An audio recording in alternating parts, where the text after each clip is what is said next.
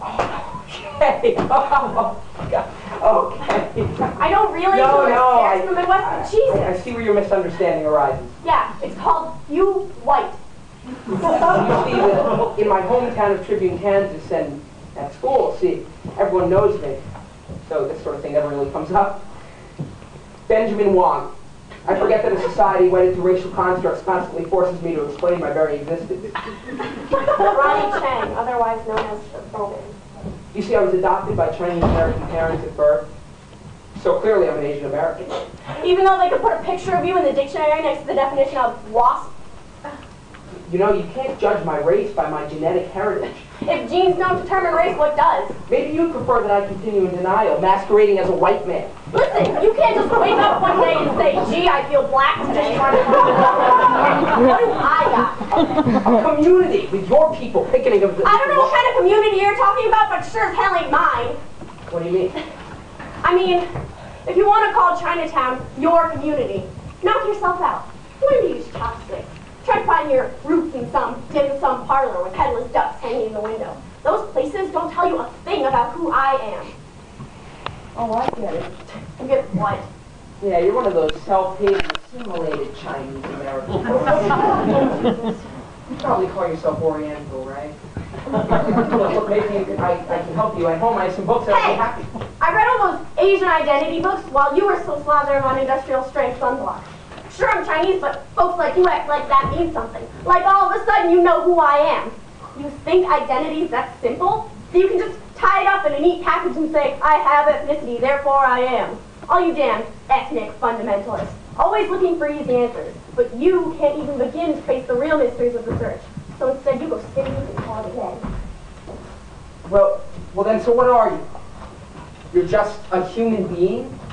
That's like saying you have no identity. If you were to ask me to describe my dog, I'd say more than he's just a dog. What? You think if I deny the importance of my race, I'm nobody? There are worlds out there. Worlds you haven't even begun to understand. Open your eyes. Hear with your ears.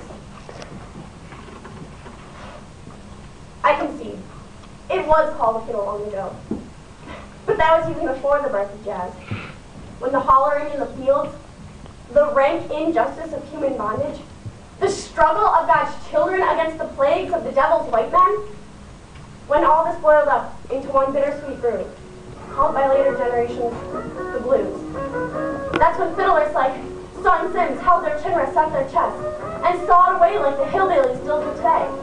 And with the coming of ragtime appeared the pioneer Stuff Smith, who sang as he stroked the catgut with his raspy Louis Armstrong voice, rough and sweet like the timbre of horsehair running south below the fingerboard, and who finally sailed to Europe to find ears that would hear. Europe, where Stefan Grappelli initialed a magical French violin to be passed from generation to generation. First he to Jean Luc Ponty, then Ponty to Didier Lockwood. Listening to Grappelli play A Nightingale Sang in Berkeley Square is to understand not only the song of the birds, but also how they learn to fly, fall in love on the wing, and then finally falter one day beneath the London street lamp. Joe Venuti, Noel Pointer, Sven Asmussen, even the Kronos Quartet with their arrangement of Purple Haze. Now tell me, could any legacy be as rich or as crowded with mythology and heroes to inspire pride? What can I say if the banging of a gong or the clinking of a pickaxe on transcontinental railroad fails to move me even as much as one note played through the violin mighty controller of Michael Erdian?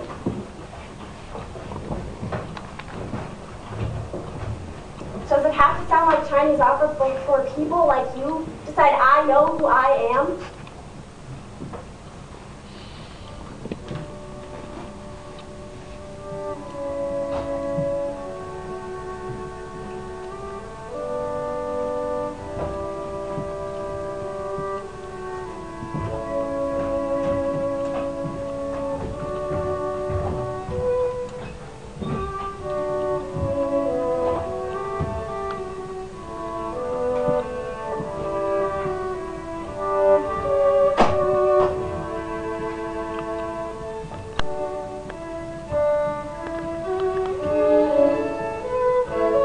When I finally found Dorier Street, scanned the buildings for the number 13. Walking down an alley with a scent of freshly steamed char siu bao lingered in the air. I felt immediately that I had entered a world which was finally familiar. An old woman helped me with a shopping bag, screaming to a friend in Cantonese, though they walked no more than a few inches apart. Another man shouting to a vendor in Say youth, a youth in a white undershirt, perhaps a recent newcomer, bargaining with a grocer until came. I walked through this ocean of dialects, breathing in the richness with deep gulps, exhilarated by the energy this symphony brought to my step. And when I finally saw the number 13, I nearly wept at my good fortune.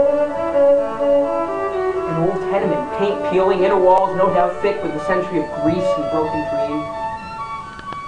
And yet, to me, a temple. The place where my father was born. I suddenly saw it all. Gung coming home from his 16-hour days, pressing shirts he could never afford to own, bringing with him candies for my father, each sweet wrapped with the hope of a better life.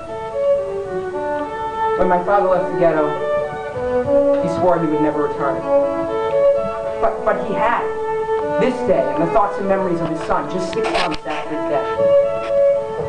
And as I sat on the stoop, I pulled a Hua Moi from my pocket, sucked on it and felt his spirit returning to the place where his ghost and the beautiful hearts of all his descendants would always call home.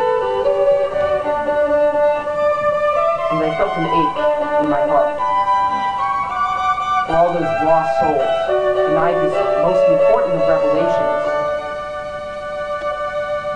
to know who they truly are.